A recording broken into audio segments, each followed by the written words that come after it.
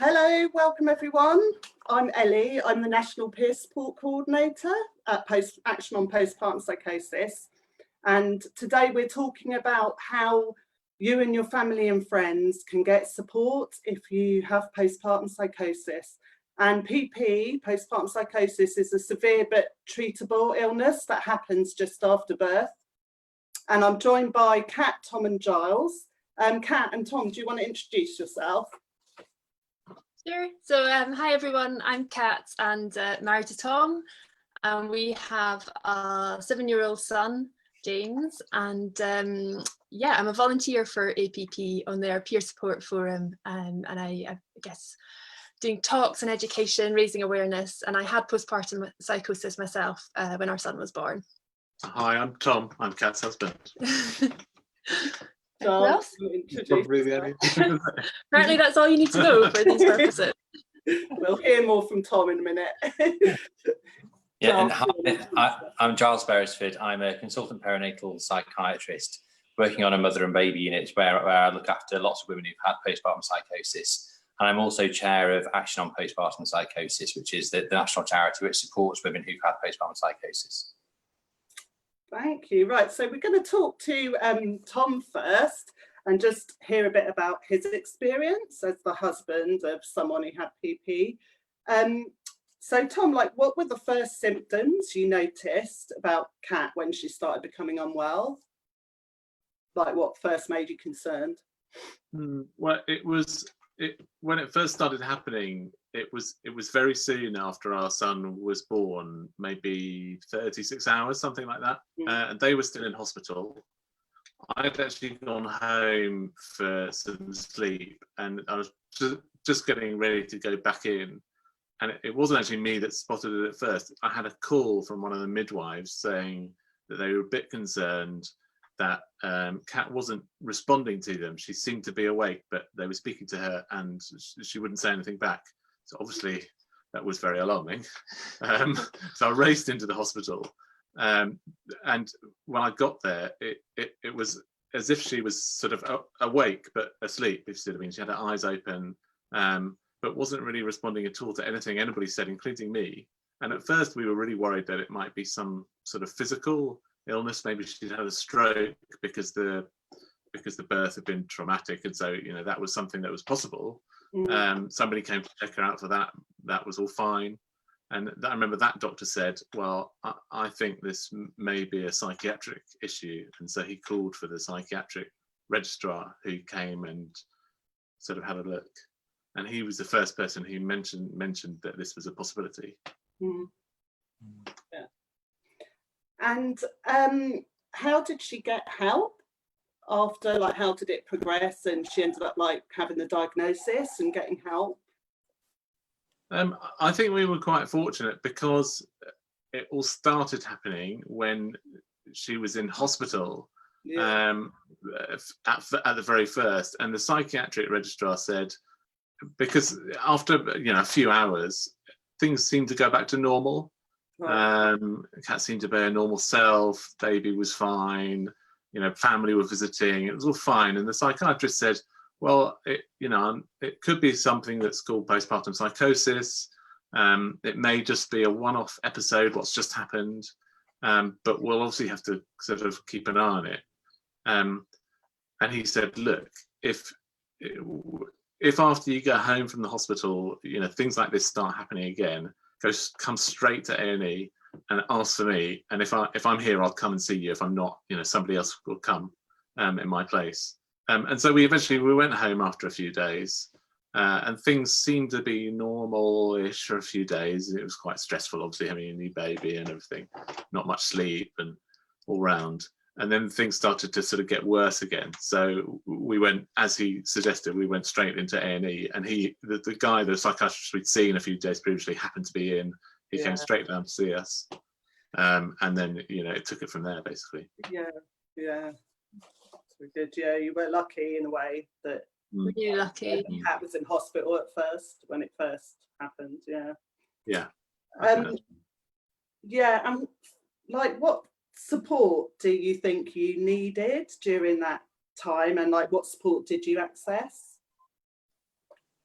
and information as well, I guess, because it's what dads need, partners need. Yeah, I remember at the beginning, I mean, obviously the psychiatrists, the doctors all seemed very competent. They seemed to know exactly what was going on, and they had, they made plans for treatment very quickly, but I didn't really understand anything about the illness, what it meant, how long it would take to get better, how it would get better, what was needed, and I found it quite difficult to just understand that, because obviously the doctors are concentrating on treatment and not so much on just explaining the sort of the ins and outs of it. So I just went, I remember one night going home after I'd been in the hospital, by which time these guys were in the mother and baby unit. I remember getting home really late and just spending a lot of time Googling,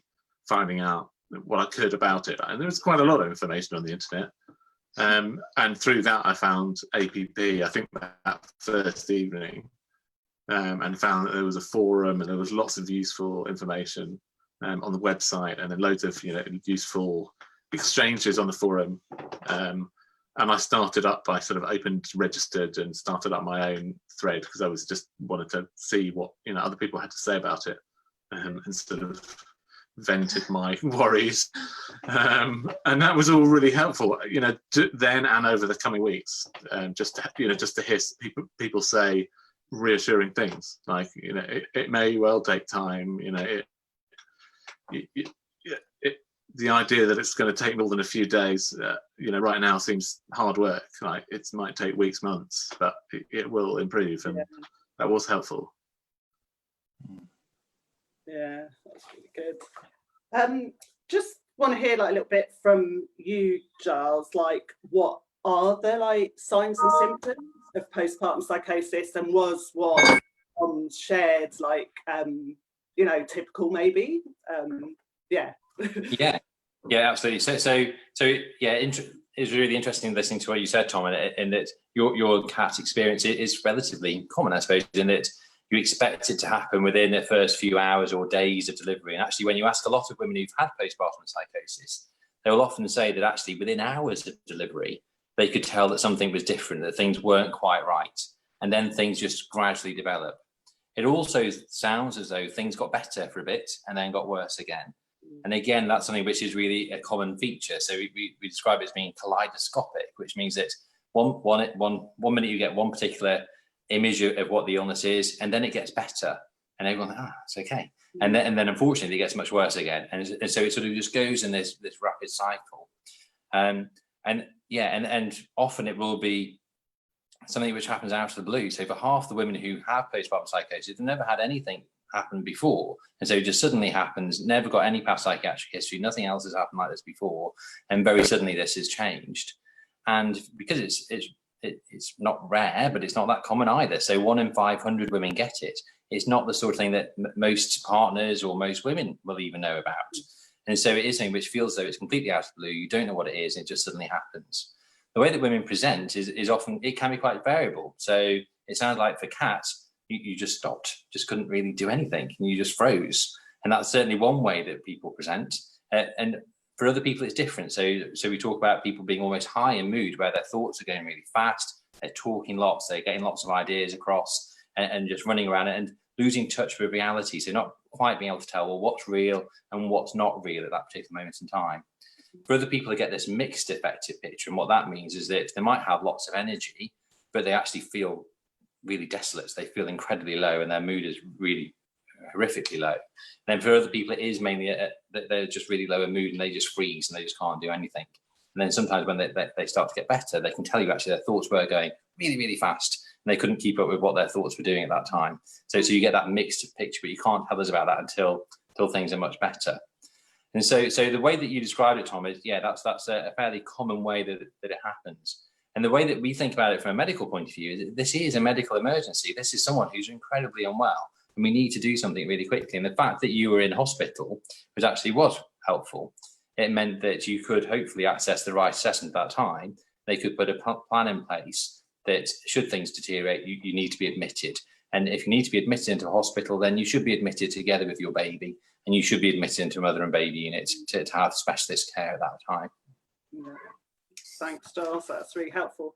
Want to hear from Kat now, like you've had Tom talking and Giles talking from a medical perspective, but just to hear like a little bit from you, like what did you experience? Like, yeah, what was it like inside your head? Like, yeah. Well, it was so interesting listening to Giles, because I hadn't heard that phrase, the kaleidoscopic nature of it before, but I really I like that. I'm going to use that because it was like things coming in and out of focus, and certain things becoming really important and other things not. And yeah, so what Tom described when the midwives first called him, where I was, another word that my psychiatrist used was catatonic. So essentially I was sort of in that catatonic state. My mind, as Giles suggested, was absolutely racing, and it was racing with the most alarming, what I would now know as delusions. I had no idea that's what delusions are at the time, never had it before, but I was completely delusional. So I didn't know what was real and what wasn't, and I had hallucinations as well. And again, at the time, I had no idea that they were hallucinations. I thought it was real. So I had this really scary moment where I thought I was going to explode, because I had this horrible distended pregnancy belly that had just had a really horrible cesarean happen to it, and it was quite swollen, but my hallucination was that it was expanding and was going to explode. So part of my catatonia, I think, was the fact I was just braced for this really horrible, painful death.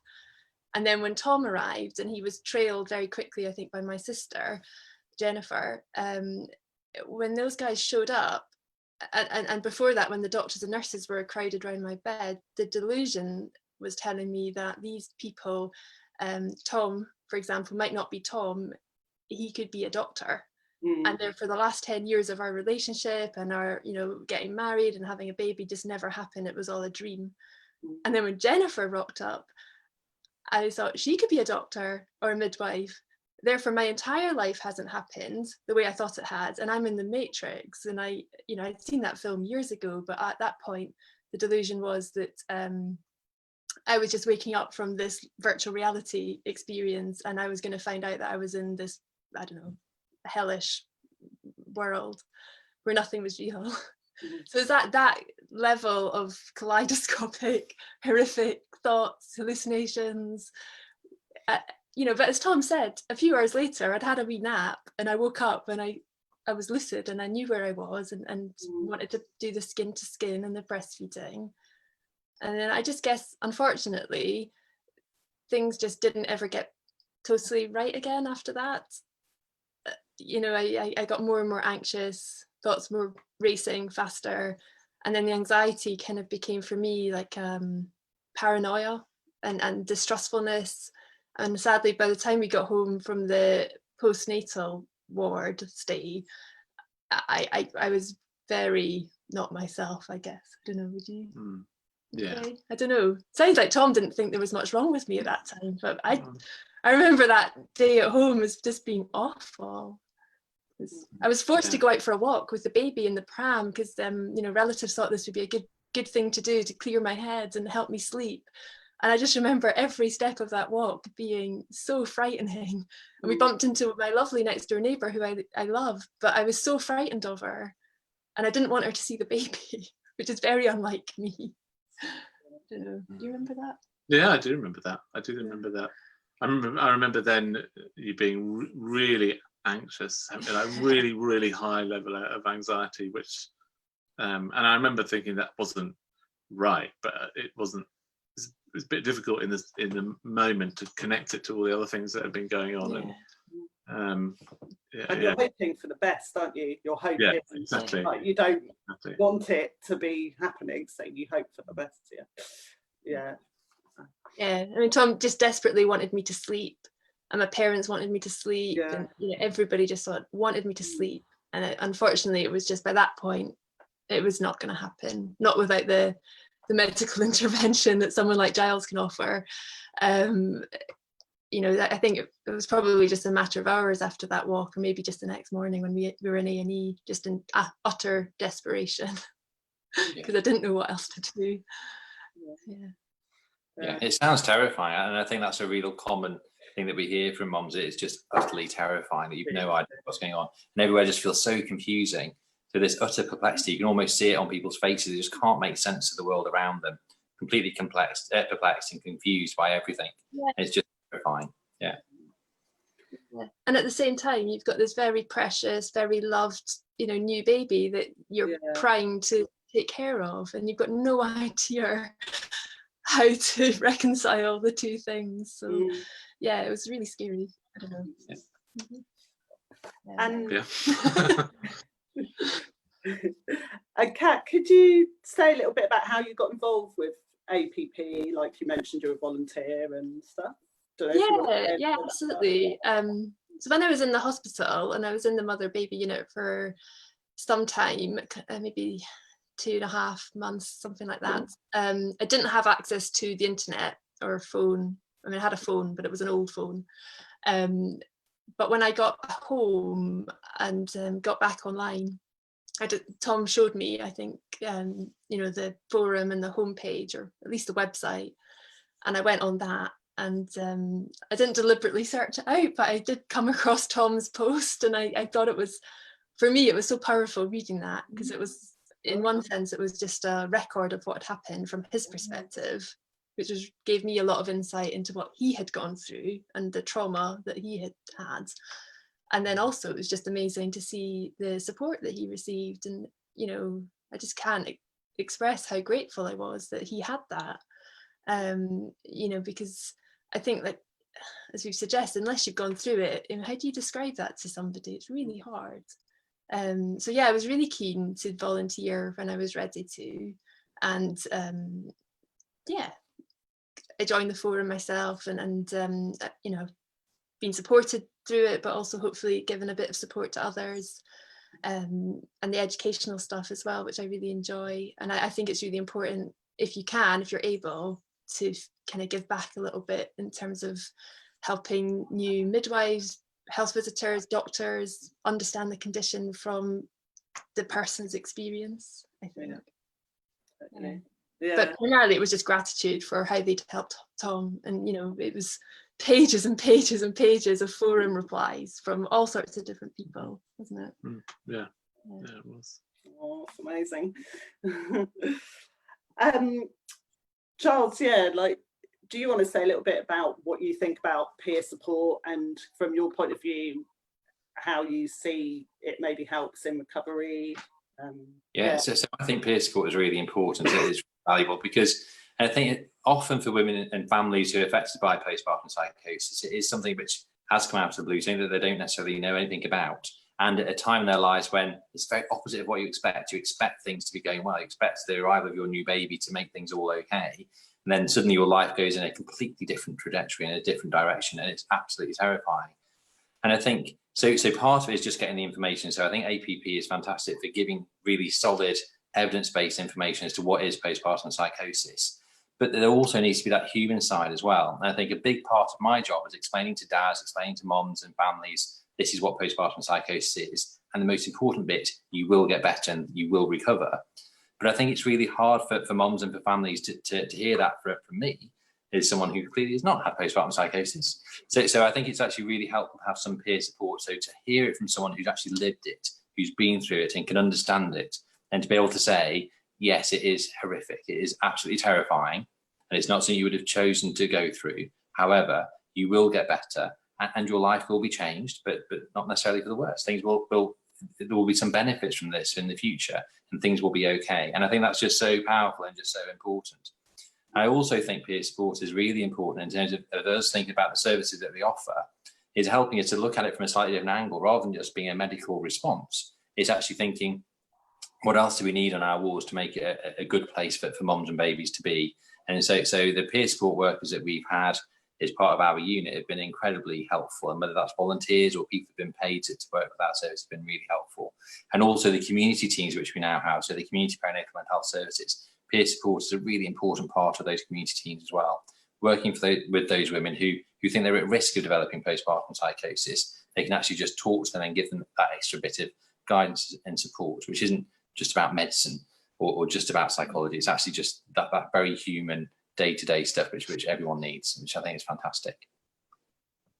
Oh, thanks, Giles. That's good to hear, like, from your perspective and what you see and the benefits from, patients you've treated. Yeah, and another question for you, Giles, as well, like, how can people get help with postpartum psychosis during this time of COVID? Like, what's happening? How would they get support, basically? Is it similar to other times? Anything different? No, but it's a double worry, isn't it? So postpartum psychosis itself is terrifying. As we've heard from Kath and Tom, it's a terrifying experience. But to add on top of that, all the COVID stuff which is happening as well, the world is terrifying for all of us at that moment. It feels like a really scary place anyway. And so it's definitely another barrier. I think the most important thing to recognise, though, is that mental health services still exist. We didn't stop working just because COVID was there. Perinatal mental health services definitely still exist. So we've still got community perinatal mental health teams, which is set up across the country. And we've also got inpatient mother and baby unit beds, which is still open. And so women who need access to an inpatient bed, that access is still available. The way that you access them, so I think we've all heard the messages, haven't we, which is stay at home, protect the NHS, save lives. Yes, it's really important that we do those things, definitely. But it's also really important that you use the NHS when you need it. And if you've got a postpartum psychosis, you definitely need the NHS. And there's a mental health crisis is just as important and as dangerous as a physical health crisis. And so if you think you're suffering from something which makes it difficult for you to keep yourself safe or other people safe, then you still need to be using the same crisis access, which is call 999. It's okay. If you think that someone is really unwell and you think it's the only way that you're going to get help, call 999. No one is going to tell you off for wasting people's time if you've got a postpartum psychosis. That's the route in. And so postpartum psychosis is a medical emergency. It needs treatment, and we need to take it really seriously. And the way to do that is via those routes. I think if it's, so I can imagine in Kat's case, so if you do get sent home, and I think there was a bit of a, let's hope this settles. But I think then the way back in would be to get, then now we would have given you the crisis line. So every mental health trust has got a crisis line, which is 24/7, and it's phoning the crisis line and saying, we're in crisis, this is what's happening, and perhaps this isn't going to work out, and the fingers crossed approach doesn't work always. So we need to think an alternative. And if that was the case, I would hope that Kat, you still get admitted into a mother and baby unit, you still wouldn't be separated from your baby, you still get the excellent care that you got this time around in South London. So that would still happen. So it's just think about how we access it in that event. Yeah, it's really helpful. Thank you, Giles. Yeah, and just lastly, we'd really like to share a message of support for people going through postpartum psychosis at this time. So maybe if I could just ask each of you, like, what would you say to someone going through it now? Giles, do you want to go first? Yeah, you will get better. So absolutely, it's terrifying, but you will get better. Things will improve. Things don't stay the same. Very long message, isn't it? But you will get better. Yeah. Tom? I think all I'm going to say is exactly the same thing, but I'm a different person saying it, if that makes sense. Yeah. Giles is a doctor, and I remember the doctor saying that to me when it was happening, and I remember thinking, this is just not, how is that? That's unbelievable. This is so extreme. I can't believe how this is going to get better. And it's kaleidoscopic, as he said. One moment things seem to be normal, the next moment they're just totally wild. Well, is this ever going to get better? Is this going to be like this forever? But no, with the right treatment, a bit of time and lots of rest, absolutely, it gets better. Yeah. They were right. And the people on the forum are right. They said that too. Hey. Oh, cats. Yeah, I'll just echo that up from the third perspective, which is the recovered mum. And I guess just link it back to being in a mother and baby unit. So Giles will probably recognise this. And one of the lovely things about MBU care, I think, is that people tend to not be discharged before they're ready. So that means you actually have quite a wide spectrum of women and babies on the ward, from people like myself who were, floridly psychotic in the early stage of admission, right through to the women who's spending most of her time at home on a gradual discharge. And I think, I remember Tom saying this to me, actually, one of the most reassuring things, like the only reassuring thing he found about the MBU at first, because it was such a scary place, was the fact there was this woman wandering around with a 9-month-old who seemed relatively normal. you know, she had makeup on and she was just kind of getting on with her baby care and you know, hanging out with her husband and getting on with her life. And you know, I remember that lady too, but for me at the time I felt she was like an alien from a different planet. And I remember she came into my room once when I wasn't really leaving my room, and she had a slice of pizza for me that she'd made in the occupational therapy kitchen. And I looked at her like she was like some savant, you know, like how on earth is this woman able to make pizza? But you know, like now I think, yeah, okay, that was me. You know, I was that woman after a few weeks making cupcakes or whatever I was doing and getting on. And I think you just have to have that confidence that you will get there. They're not a completely different species. They're just further along in their journey. Their babies happen to be born a little bit before yours, or, you know, their illness came on in a slightly different way. You know, you'll get there, like you really will. And don't be afraid to, you know, ask for help. And, you know, you deserve that help. And yeah, we all have different needs and everything, but yeah, you'll get there. Oh, thanks, Kat. And I wrote actually down what I wanted to say, and it's basically what you've all said. I've said you're not alone. I think that's really important. I felt very alone and weird when I had, because I had postpartum psychosis as well.